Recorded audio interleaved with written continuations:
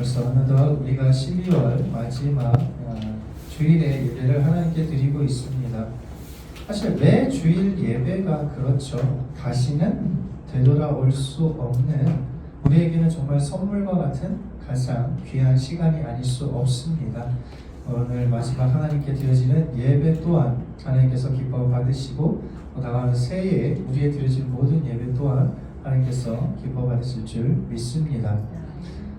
참 하나님의 그 행하심, 지난날을 우리가 돌아보면 하나님의 손이 미치지 않은 것이 없습니다. 당장 오늘 제가 이 순간에서 하나님께 예배할 수 있는 환경 주신 것이 얼마나 감사하고, 우리에게 따뜻한 성도님들 허락하셔서 예배할 수 있는 것에 감사하고, 하나님께 예배할 수 없는 환경 가운데서도 예배하라고 몸부림치고 주께 나올 수 있는 것, 얼마나 감사한지 모릅니다. 하루에도 우리는 30가지 이상의 감사의 제목을 드릴 수 있습니다. 이 모든 것 하나하나가 하나님께서 허락하지 않으면 우리는 예배할 수 없기 때문입니다. 2026년에 제가 여러분들에게 큰 축복을 한번 드리겠습니다. 지금보다 갑절에 많은 그런 축복을 여러분이 받을 수 있는 비결을 제가 말씀드리면 여러분 아마 그것을 너무나도 기뻐하며 받고 싶어 할 것입니다. 근데 한 가지 조건이 있습니다. 그게 뭐냐면 욥이 당한 고난을 내가 감당해야 된다는 거죠. 그럼 여러분은 갑절의 축복을 받을 수 있습니다. 받으시겠습니까? 우리는요, 참 하나님에게 받는 축복은 내가 가지고 있는 기준과 상황을 뛰어넘어서 그 배 이상, 수십 배를 우리는 받기를 원합니다. 그러나 정작 주를 위해 흘리는 피와 고난은 최소한의 것으로 받기를 원하죠. 하나님께 받는 예수 그리스도를 믿는 믿음으로 우리에게 다가오는 어려움은 가장 작은 것으로, 그러나 하나님이 주시는 축복은 가장 최대치로 우리는 누리며 살기를 원합니다. 그러나 십자가, 예수 그리스도의 십자가의 고난이 없이는 영광은 있을 수 없습니다. 그것은 우리들에게도 마찬가지입니다. 우리에게 주신 십자가를 우리가 지며 나아갈 때에 하나님이 우리를 위해 예비하신 놀라운 은혜와 축복을 우리가 누릴 줄 믿습니다. 사실요, 이 욥기 말씀을 보시면요, 이 갑작스러운 욥이 고난을 당하지 않습니까? 그는 의인이었습니다. 그럼에도 불구하고 그 고난을 당했을 때에 그 찾아온 친구들은 인과응보의 법칙을 가지고 욥이 잘못했다라고 그렇게 지적을 합니다. 분명히 원인과 결과가 있다라는 거죠. 이렇게 여태까지 일어날 수 없었던 가장 큰 고난을 너가 당하는 이유는 결국 하나님께 범죄했기 때문이라는 거죠. 그래서 회개해라. 근데 욥이 경험하고 나서 깨달은 사실은 무엇이냐면, 하나님께서 그 뜻을 정하셨다면 뜻모를 고통과 고난이 의인에게도 찾아올 수 있다. 그것을 이야기하고 있습니다. 욥의 세 친구들도 하나님의 위대하심, 크심을 찬양하면서 그런 하나님이기 때문에 너가 어떻게 하나님을 대항할 수 있느냐, 회개하라, 그렇게 말하고, 욥 또한 하나님의 위대하심과 크심을 말하면서 너가 어떻게 그 하나님을 다 안다고 말할 수 있느냐, 그렇게 서로 논쟁을 하는 부분이 이 욥기서의 말씀입니다. 그리고 마지막 때에 갔을 때 하나님이 친히 나타나셔서 말씀하시죠. 욥기 말씀을 잘 보시면요, 하나님이 욥은 잘했고 세 친구는 잘못했어 라고 말씀하지 않습니다. 욥에 대해서도 책망을 하시거든요. 그러나 세 친구가 좀 더 잘못했기 때문에 욥을 통해서 그들의 죄를 사해 주겠다고 말씀을 하십니다. 이 욥기서 말씀을 보시면 참 우리 인간이 할 수 있는 일이 이렇게 작구나, 하나님에 대해서 우리가 정말 안다고 이야기하고 있지만 정말 알 수 없다라는 것을 우리는 깨달을 수 있습니다. 간단하게 이 욥에 대한 부분, 욥기 38장의 말씀을 통해서 우리가 한번 살펴보도록 하겠습니다. 과연 저기서 우리가 알 수 있는 게 얼마나 있는가 한번 볼까요? 땅에 기초를 놓을 때 너가 어디 있었느냐? 너가 알 수 있으면 한번 말해봐라. 하나님이 이야기하십니다. 우리 땅에 이 세상을 창조할 때 과연 우리는 그것에 대해 말할 수 없죠. 내가 바다의 샘에 들어갔었느냐? 깊은 물 밑으로 걸어다니 보았느냐? 아니요, 우리는 그 깊은 물을 알 수 없어요. 기계를 통해서 어떤 존재가 있다라는 것만 우리가 인정할 뿐입니다. 누가 살아없는 땅에, 살아없는 광야에 비를 내리며 황무하고 황폐한 토지를 흡족하게 해서 연한 풀이 돋아나게 하였느냐? 그쵸? 온 세상 가운데 하나님이 적당한 때에 비를 내리시고 그것에 생명이 돋아나게 하는 것, 우리는 도저히 할 수 없는 일입니다. 또 어떤 게 있습니까? 별자리를 각각 제때 이끌어낼 수 있으며 북두성을 다른 별들에게로 이끌어갈 수 있겠느냐? 별들이 왜 저 자리에 있고 왜 때마다 움직이고 돌아다니는지 우린 도저히 알 수 없죠. 내가 목소리를 구름에까지 높여 넘치는 물이 내게 덮이게 하겠느냐? 목소리로 구름에다가 소리 높여가지고 야, 우리에게 지금 물이 필요하니까 나에게 덮치게 해줘. 우린 그렇게 할 수 없다라는 거죠. 이게 38장의 한 예이지만 여러분 39장, 40장 그 말씀까지 들어보면 와, 하나님을 우리가 안다고 말하고 이 세상의 최고의 피조물이라고 우리가 말하지만 정말 하나님께서 행하시고 펼치신 것에 대해서 우리는 받아들일 수밖에 없다는 거죠. 그것을 막게 하거나 피하게 하거나 아니면 더 좋은 것으로 발전시키기 어렵다는 겁니다. 최첨단 과학의 시대를 살고 있는 지금 이 순간에도 우리는 지금 말씀드린 저 언급되고 있는 저 부분에 대해서 알 수 있는 길이 없다라는 거죠. 그러니까 우리는 내가 하나님께 많은 예배를 하고 헌신을 하고 봉사를 하고 기도한다고 해서 반드시 우리가 하나님을 온전히 알 수 있다. 내가 알고 있는 뜻도 하나님이 기뻐하시는 뜻이다라고 쉽게 우리는 말할 수 없다라는 겁니다. 오늘 본문 말씀 가운데서도요. 본문을 말씀 보기에 앞서서 그래서 사도 바울이 이제 로마서 말씀을 통해서 하나님의 깊으심을 측량할 수 없다고 이야기하죠. 그래서 로마서 11장 33절 보시면 깊도다 하나님의 지혜와 지식의 풍성함이요 그의 판단은 헤아리지 못할 것이며 그의 길은 찾지 못할 것이다. 하나님의 그 깊으신 뜻을요 우리는 알 수 없죠. 당장에 오늘 주시는 이 말씀도 하나님이 어떤 분이신가를 성경을 통해서 우리에게 계시해 주시지 않았으면, 말씀하시지 않았으면 우리는 하나님을 절대 알 수 없습니다. 구원받을 수 없죠. 그런데 하나님께서는 친히 그 깊으신 지혜와 지식의 하나님 되심을 말씀으로 우리에게 가르쳐 주셨다라는 겁니다. 그래서 우리는 이 말씀을 더욱더 사모하며 우리의 연약함을 인정해야 된다는 겁니다. 오늘 본문 말씀 보시면요, 우리가 다니엘의 기도를 계속해서 살펴보고 있는데, 그런데 다니엘의 기도가 끝나기 무섭게 가브리엘 천사가 와서 이야기를 합니다.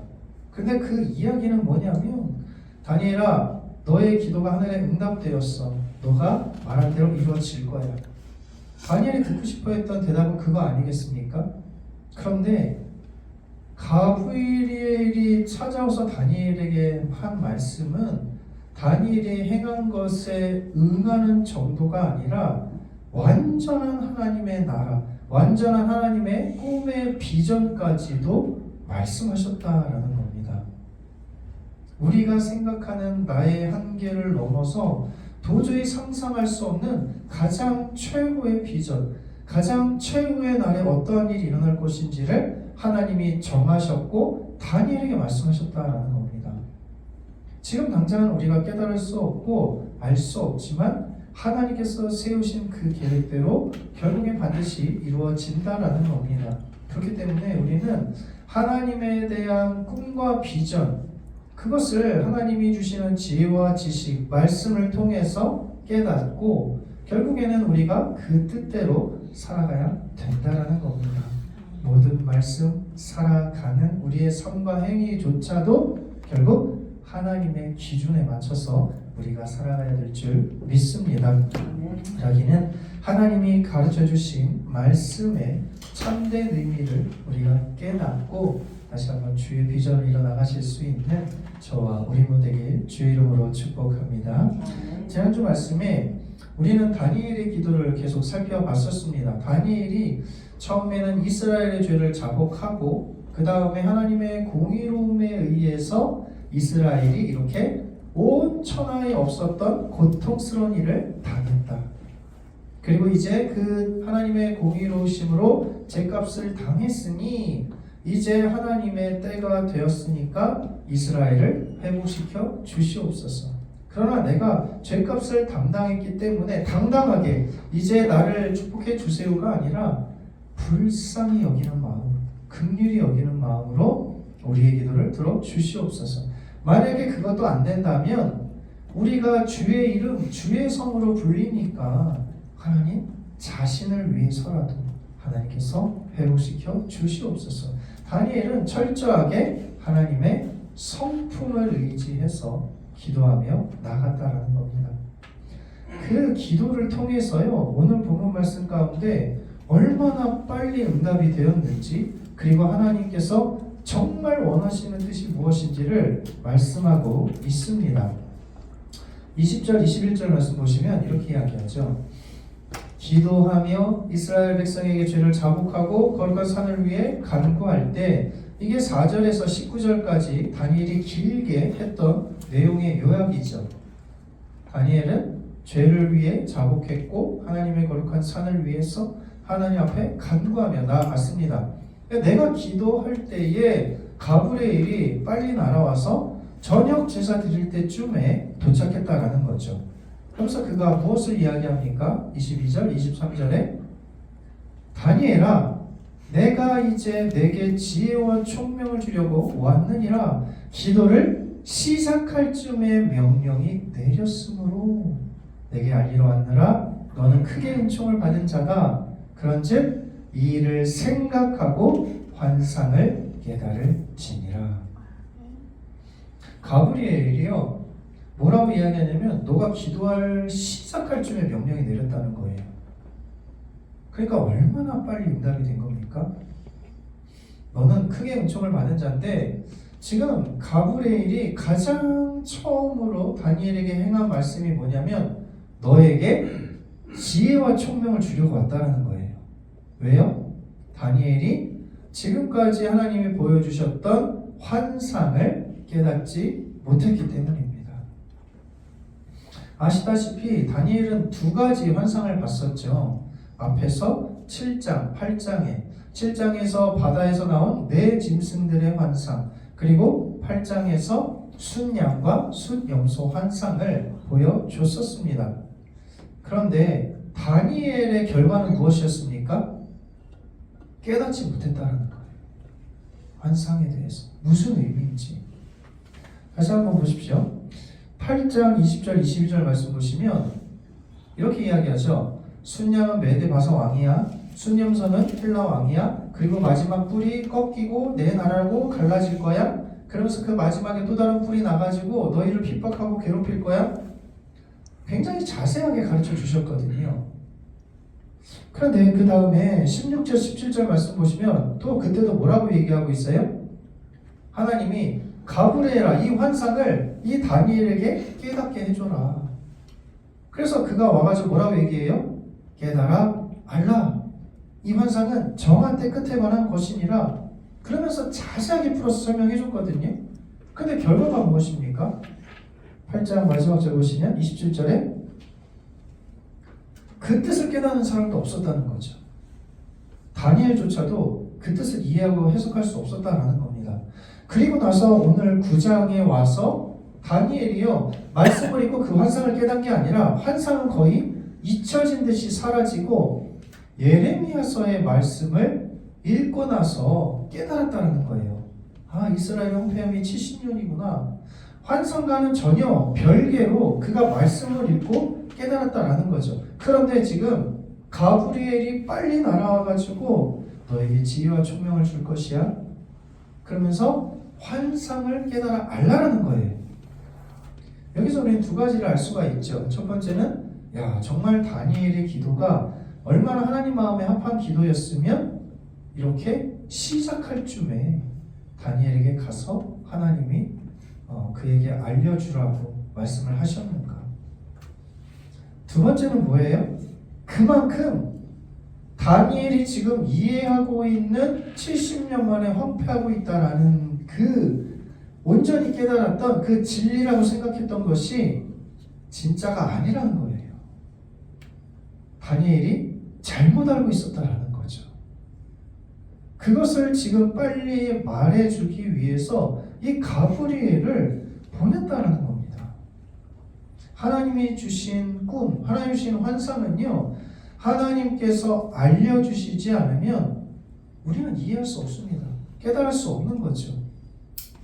오늘도 우리가 말씀을 깨닫는 것은 하나님이 주신 성령으로 인해서 우리가 이 말씀을 듣고 이해하고 깨달을 수 있는 겁니다. 세상에서 아무리 많은 지혜와 지식이 가지고 있다 해서 이 하나님의 숨겨진 깊은 뜻을요, 우리는 죽어도 알 수가 없어요. 하나님 편에서 가르쳐 주시고 우리의 눈높이에 맞추셔서 드러내시고 나타내셨기 때문에 우리가 이걸 이해할 수 있는 거예요. 하나님이 가르쳐 주시지 않으면 우리는 이것을 깨달을 바가 없다는 겁니다. 당대에 있어서 다니엘은 최고의 지혜자입니다. 모든 지혜자의 어른이고 꿈을 말해주지 않아도 맞출 수 있는 엄청난 사람이었어요. 그런데 지금 그렇게 뛰어나고 훌륭한 다니엘임에도 불구하고 환상을 이해할 수 없었다. 깨달을 수 없었다. 심지어 70년 내에 황폐할 것이라고 예레미야서의 말씀을 깊게 묵상하고 하나님께 하루에 3번 정한 시간에 간절히 기도했음에도 불구하고 지금 가브리엘이 나타나서 다니엘에게 말하는 이유는 뭐예요? 아니라는 거죠. 너가 깨달은 바가 그 뜻이 아니라는 거예요. 사랑하는 성도 여러분, 오늘 우리는요, 하나님께서 하신 그 말씀이 우리가 깨달은 바가 정말 완벽한 100% 진리라고 생각할 때가 있어요. 내가 깨달은 경험, 내가 깨달아왔던 어떤 삶의 바탕 환경을 통해서 그것이 무조건 옳다고 생각하는 거죠. 이 기준은 흔들리지 않아요. 그런데 하나님께서 정말 우리에게 우리의 내면 가운데 깊게 물으시는 거죠. 정말 그게 나를 위한 것이니? 그게 정말 하나님의 뜻인 것 같아? 우리는 알 수 없어요. 100% 정확하다라고 말할 수 없어요. 왜요? 우리는 하나님이 아니니까. 그런데 내가 가지고 있는 이 기준만이 절대적인 것처럼 우리가 착각할 때가 얼마나 많이 있습니까? 하나님이 계속 아니라고 이야기하는데 우리는 하나님한테 아니에요, 이게 맞아요, 하나님께 내 것이 맞다고 이야기를 하는 거예요. 수많은 이단들도요, 다른 종교를 믿는 사람도요, 정말 이 세상에 도저히 설명할 수 없는 놀라운 기적들, 놀라운 일들을 많이 체험하고 경험해요. 그들에게도요, 다양한 은사를 주셨어요. 이단들도요, 치유 은사가 있습니다. 말씀 되게 잘 풀어서 해석하기도 해요. 근데 정말 그게 하나님으로부터 나왔는가 아니냐, 그것을 우리가 온전히 분별할 줄 알아야 되는데, 그것은 하나님으로 주시는 그 지혜와 지식을 통해서만 깨달을 수 있다는 겁니다. 나의 인간적인 노력으로 그렇다, 아무리 수백 가지의 주석을 보고 논평을 본다고 해서 그 사실이 믿어지는 게 아니라는 거죠. 근데 우리는 내가 지금까지 경험해왔던 그것을 통해서 하나님께서 응답하셨다면 오직 그 방법만을 내가 계속 고집한다는 거죠. 내가 말씀을, 성경 공부를 통해서 성경 공부를 열심히 하고 하루에 묵상을 하고 정말 성경에 대한 강의 부분을 열심히 들어서 이것은 A라는 진리를 내가 발견했어. 그럼 그거를 가지고 나의 신앙의 기준이 되는 거예요. 모든 부분에 있어서. 나에게 기도의 은사가 있어요. 기도를 통해서 하나님의 놀라운 역사를 경험했어요. 그럼 그분은 앞으로 기도만 하는 거죠. 하나님께서 기도를 통해 밝히신 뜻을 내가 깨닫고 알기를 원하는 거죠. 그래서 진리인 것처럼 그게 이야기를 해요. 우리가 열심히 하나님 말씀을 알기 위해서 노력하는 건 굉장히 중요합니다. 오늘도 다니엘이 그렇게 간절히 기도했기 때문에 하나님이 응답하신 거 아닙니까? 우리가 하나님의 말씀을 알기 위해서 우리 인간의 노력이 정말 많이 필요해요. 알려주십시오. 가르쳐 주십시오. 깨닫게 해주십시오. 그러나 그것이 전부가 아닌 거죠. 노력만 한다고 되는 게 아닌 거예요.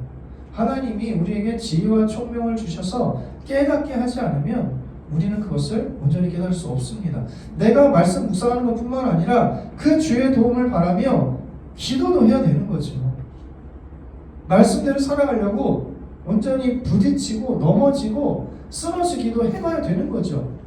그래야 정말 이 말씀이 문자적인 말씀이 아니라 경험되어져서 살아있는 말씀으로 우리에게 들어올 수 있는 겁니다.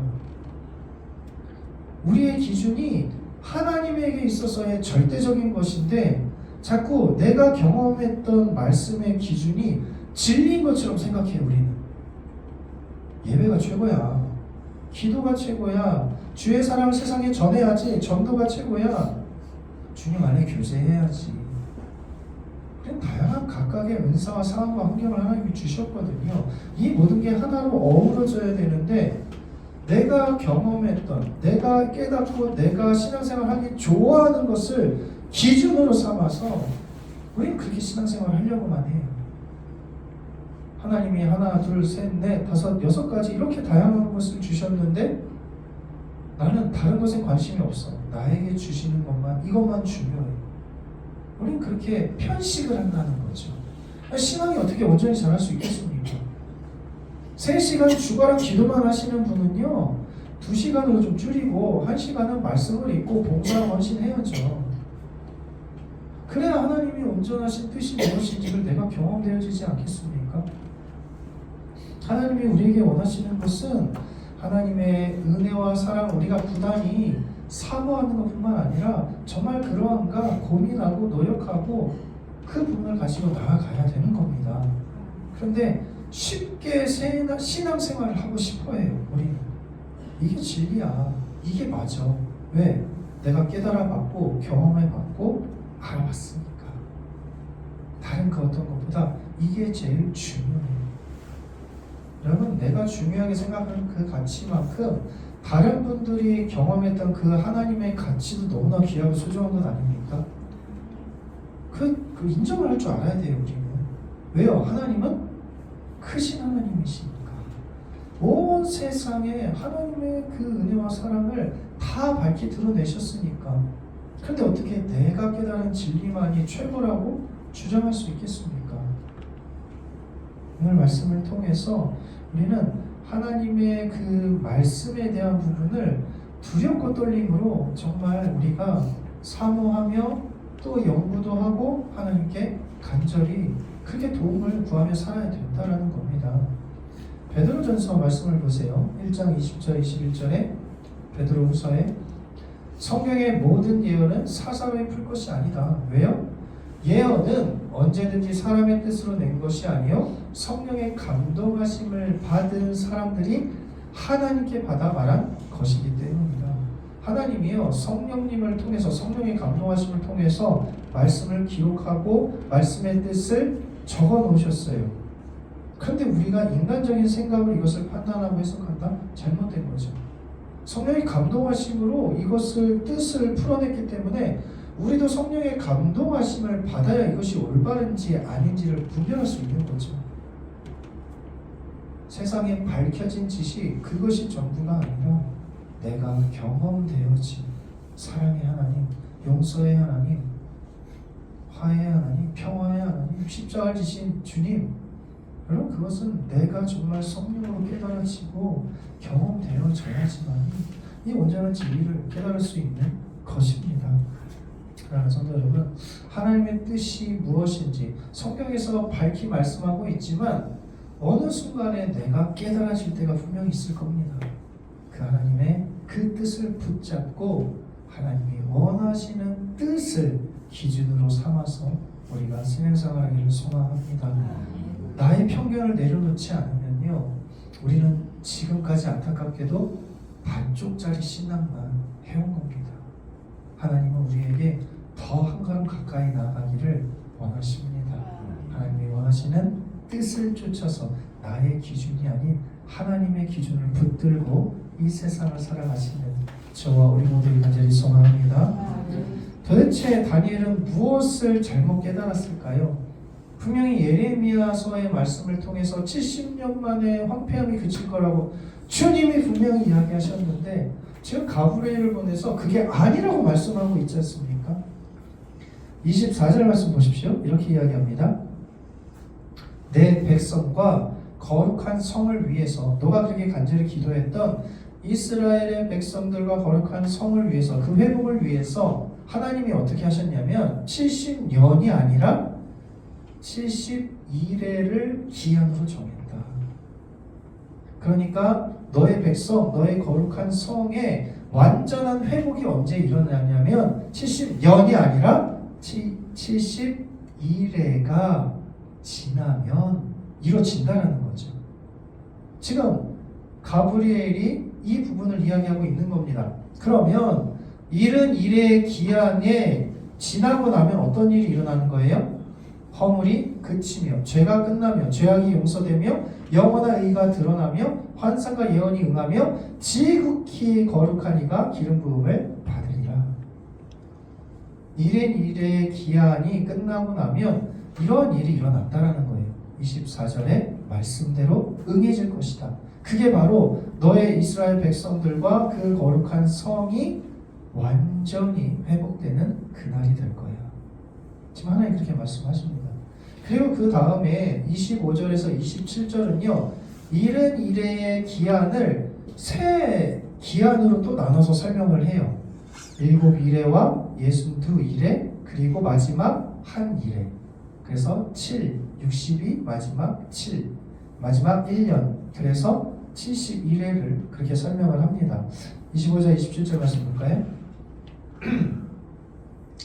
언제 이러한 일이 일어나냐면 그 시작점이 예루살렘을 중건하라는 영이 날 때부터 기름 부음을 받은 자 왕이 일어나기까지 7일에와 62일에가 지날 것이요 그 곤란한 동안에 성이 중건되어 광장과 거리가 세워질 것이며 26절에 62일의 후에는 어떤 일이 일어나냐면 기름 부음 받은 자가 끊어져 없어질 것이고 하나님 백성이 와서 성과 성소를 무너뜨릴 것이다. 마지막은 그가 홍수의 슬림 같을 것이고 끝까지 전쟁을 있을 것이며 황폐할 것이 작정되었다. 27절에 마지막 한 일해 동안에 지금 71회를요 7일에 62일에 나눴고 마지막 한 일회로 나눈 거죠. 그러니까 합치면 71회. 그 마지막 한 일회 동안에는 언약을 굳게 맺고 일회의 즉 절반 또 그 마지막 1년의 절반은 제사와 제물을 금지하고 포악하고 가져온 것이 날개를 의지하여 설 것이며 정한 종말까지 하나님이 원하신 종말 때까지 진노가 황폐하게 하는 자에게 쏟아질 것이다. 지금 이 이야기를 하고 있습니다. 그럼 과연 저 71의 기간을 우리가 어떻게 해석할 것인가? 이게 제일 중요한 거겠죠. 그럼 71의 이 본문에 대한 그 학자들의 의견은요 지금도 정확하게 일치되지 않습니다. 정말 많은 분들 성경의 난제 중에 한 부분이 이 부분인 거예요. 그러니까 이것은 진짜 하나님의 그 주시는 그 지혜와 총명이 아니면 깨닫기가 어려운 거죠. 그래서 제가 71회의 이 동안 과연 이것이 무엇인가에 대해서 크게 세 의견에 대해서만 대표적으로 말씀을 좀 드리려고 합니다. 첫 번째는요, 이걸 있는 문자 그대로 해석하는 경우가 있습니다. 71회를 72회 그러니까 70에 7 더해서 490. 근데 490일은 너무 짧고 490주로 하면 뭐 10년도 안 되니까 이건 너무 짧은 것 같고 그래서 한 일회를 1년으로 해석해서 490년으로 해석하자. 그래서 문자 그대로 490년 동안의 일이 일어날 것이다. 이렇게 그대로 해석하는 그런 많은 사람들이 있습니다. 그래서 시작점이 뭐예요? 여기서 말씀하시는 것처럼 예루살렘을 중건하라는 영이 날 때 그게 언제였습니까? 그래서 이렇게 주장하는 사람들은 고레스 칙령 때를 이 기간의 첫 시작점으로 보는 거예요. 고레스가 이제 바벨론 네, 사람들에게 야 이제 돌아가서 성전을 건축해, 그 이야기를 선포하지 않습니까? 그래서 시작점은 이 고레스 칙령 때일 거야.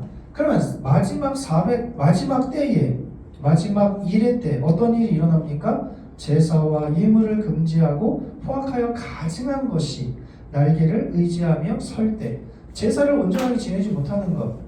사람들은 이 8장에서 마지막 뿔이 누구였냐고 제가 말씀을 드렸어요. 안티오쿠스 에피파네스 4세. 기독교를 정말 극심하게 핍박했던.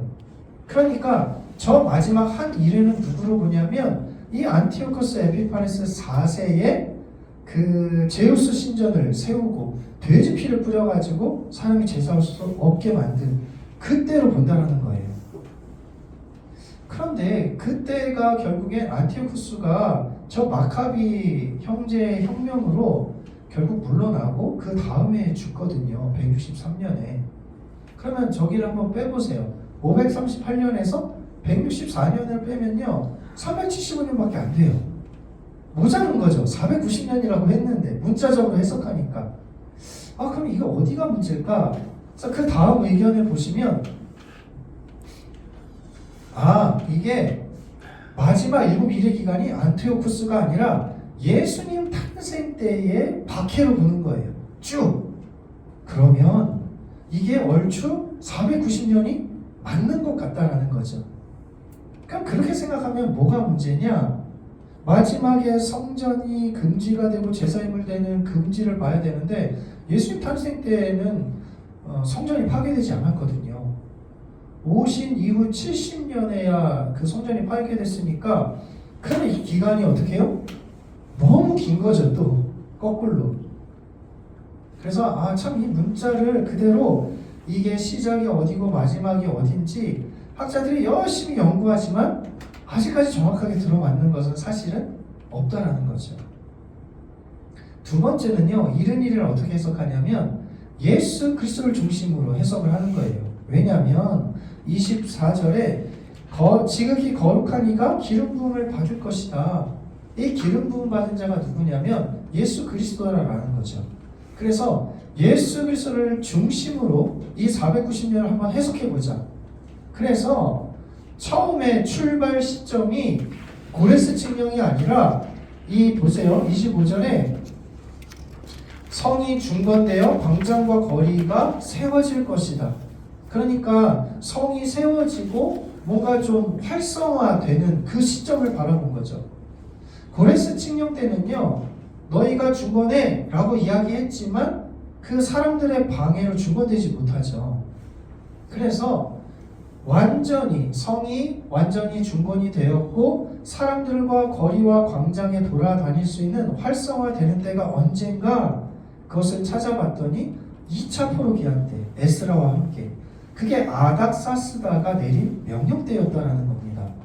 그래서 예수 그리스도를 중심으로 해석하는 사람들은 아닥사스다 2차 포로 귀환 때를 시작점으로 보는 거죠. BC 457년에. 그리고 마지막 핍박의 때, 고난의 때가 언제냐? 예수님이 십자가의 죽음의 때, 그때로 바라봅니다. 그러면요 490년 거의 맞는 것 같아요. 근데 이 문제점은 뭐가 있습니까? 지금 다니엘서의 핵심 구절은 24절 말씀이거든요. 왜요? 70년 만에 이스라엘의 황폐가 끝날 거야. 이게 중요한 게 아니라 하나님이 이른 일의 기간을 정해서 이 기간이 끝나면 이러한 역사가 일어날 거야. 그런데 뭐가 일어나야 되는 거예요? 그러면 허물이 그치고 죄가 끝나고 죄악이 용서되고 영원한 의가 드러나야 돼요. 예수님이 왕으로 기름 부음을 받아서 통치하셔야 되는 거죠. 그런데 로마 십자가 죽고 나서 그 시대가 안 왔잖아요. 지금까지도. 영원한 의가 지금도 드러나지 않고 있지 않습니까?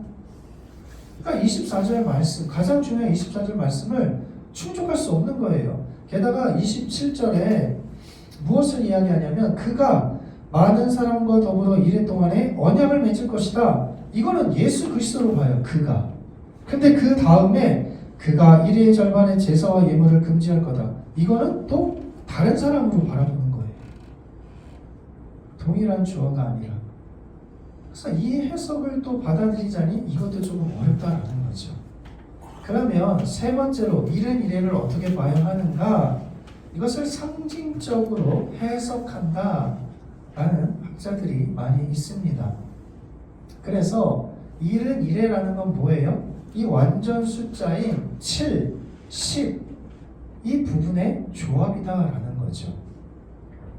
다니엘서 말씀을 보시면 이 7이라는 숫자가 많이 등장하는데 그게 뭐예요? 사실은 말 그대로 그냥 7에 대한 의미가 아니라 완전의 의미입니다. 예를 한번 들어볼게요. 3장 19절 말씀 보세요. 느부갓네살이 새 친구들에게 명령을 거부하자 뭐라고 이야기합니까? 풀무불을 뜨겁게 하기를 평소보다 7배나 뜨겁게 하라. 이거는 말 그대로 7배 뜨겁게 하라는 얘기가 아니죠. 가장 뜨겁게 할 수 있는 최대치를 이야기하는 거예요. 너희가 뜨겁게 할 수 있는 가장 뜨겁게 할 수 있는 것, 그것을 지금 7배라는 것으로 이야기하고 있습니다. 그 다음에 4장 32절인가요? 느부갓네살에게 이렇게 이야기하죠. 너가 이제 내 말에 순종하지 않으니까 너는 이제 쫓겨날 거야. 7대를 지내서 지극히 높으신 이가 사람의 나라를 다스리고 자기의 뜻대로 누구에게든지 주시는 줄을 알기까지 이르리라. 자, 7대는요 그냥 7년을 이야기하는 게 아니에요. 느부갓네살이 언제요? 사람의 나라를 다스리시며 높으신 이가 자기의 뜻대로 누구에게 주시는 줄을 알기까지. 이 총명함, 이 사람의 나라를 자기 원하는 자에게 주시는 분이구나라는 것을 깨달을 때가 되면 7대가 지난다는 거죠. 그게 7년의 전일 수도 있고 7년보다 더 길어질 수도 있는 겁니다. 핵심은 뭐예요? 그가 깨달아서 알 때까지. 그걸 지금 7대라고 지금 표현을 하고 있다는 겁니다. 그가 완전히 깨달을 때까지. 정말 이거 하나님 하신 게 맞습니다라고 완전히 인정할 때까지 너는 그렇게 다닐 거야. 그러니까 앞에서 지금 상징적인 부분으로 해석을 했기 때문에 이 부분도 상징적으로 해석을 해야 된다라는 겁니다. 그래서 다시 아까의 화면으로 가보시면 이 기준이 24절의 말씀이 핵심이기 때문에 이 24절의 말씀을 충족해야 되는 게 가장 중요하다라는 거죠. 그래서 이것을 상징적으로 이야기해서 이른 이래의 기간들이 오늘날에도 여전히 너희가 일어날 것이고, 그러나 그 이래의 기간이 끝나면 24절의 말씀이 이루어질 거야. 지금 현재 우리가 현재의 기준에서도요 영원한 의가 아직 드러나지 않았어요. 완전한 용서가 일어나지 않았습니다. 그러니까 지금 현재 우리는 이 이른 이래의 기간을 살고 있는 거예요. 여전히. 그 이른 이래의 기간에 어떤 일들이 일어납니까? 예루살렘이 중건에서 번성하는 것처럼 우리 교회도, 우리 성전된 우리들도요 세상 가운데 드러나고 부흥도 해요. 그러나 때로는 어떤 일이 일어난다는 거예요? 기름 부음 받은 자가 끊어질 것이다. 왕 같은 우리들이 끊어지고 죽는 일이 일어나는 거죠. 그리고 제사와 제물을 금지하는 날이 올 거고, 포악한 것이 형통하고 자의적으로 의지하고 이런 일이 온다라는 거예요. 우리가 사는 기간 동안에 하나님의 완전한 의가 오기 전에 너희는 이런 일을 당할 거야. 지금 하나님이 그것을 말씀하고 있다라는 겁니다. 저희 대부분의 보수적인 그런 교단에서는 이 상징적으로 해석을 이제 받아들이고 있습니다. 그러나 여러분, 지금 여기에서 제가 지금 말씀드린 것처럼요, 이 다니엘서의 꿈의 해석, 가브리엘이 너가 총명을 줄 테니까 이 환상을 제발 좀 깨달아 알라. 무엇을 깨닫기를 원하는 거예요? 핵심은 24절 말씀인 거죠. 그러니까 24절 말씀, 이것이 가장 중요한 부분이다라는 겁니다. 그러면 우리가 하나님께서 다니엘에게 원하시는 바가 무엇인지, 그걸 통해서 오늘 우리에게 원하는 바가 무엇인지 그걸 아는 게 가장 중요하겠죠. 그래서 오늘 우리는 두 가지 부분을 깨닫기를 원합니다. 첫 번째는요, 우린 일은 일의 기간을 지금 살고 있어요. 그래서 일은 일의 기간에 우리는 살고 있구나, 그것을 기억하면서 악인의 형통이 당연한 거고 그리스도인이 핍박과 환난을 당연한 것으로 받아들이라는 거예요. 그리고 완전한 하나님의 나라는 절대적으로 반드시 올 것이기 때문에 그 나라를 고대하며 살라. 지금 이것을 깨닫기를 원하는 거죠. 두 번째 무엇입니까? 우리가 이 다니엘이 부족함, 하나님이 총명을 주신 걸 통해서 우리에게 무엇을 알기를 원하시는 거예요? 다니엘은요, 그 비전이 이스라엘의 회복이었어요. 그런데 하나님은 뭐예요? 단순한 그 이스라엘의 회복이 아니라 뛰어넘어 하나님 당신의 백성들의 완전한 회복이 될 그 날을 지금 설명하고 있는 거예요. 우리에게 속한 가정, 교회, 공동체, 이건 가장 중요하죠. 기초니까. 그러나 이것을 뛰어넘으라는 거죠. 우리의 신앙생활이. 내 가족, 안정된 내 직장, 내 사업터, 내 자녀들, 이것을 벗어나는 거예요. 왜요? 하나님의 비전과 꿈은 지금 결국 그것을 향해 달려가라는 거거든요. 근데 우리는 멈춰 있어요. 머물고 싶어 해요. 나만 아니면 돼 라는 세상의 이기주의적인 부분이 우리 교회 안에도 들어와서 다른 사람을 위해서 사랑하지 못하고 헌신하지 못해요. 다른 사람을 사랑할 수 있는 건 언제예요? 나에게 하나님이 축복해 주면, 물질 나눔에 여유가 있으면, 시간이 있으면.